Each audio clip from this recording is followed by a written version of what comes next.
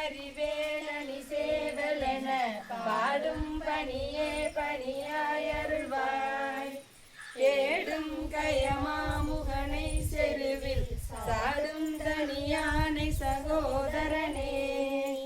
உல்லாச நிராகுலயோக சல்லாப வினோதனு நீயலையோ. எல்லாம் மரவென்னை இழந்த நலம் சொல்லாய் முருகாசுரபூபதியே. வானோ புனர்பார்க்கணல் மாருதமோ ஞானோதயமோ நல்லான் மறையோ. யானோ மனமோ வினையாண்ட இடம் தானோ பொருளாவது சண்முகனே.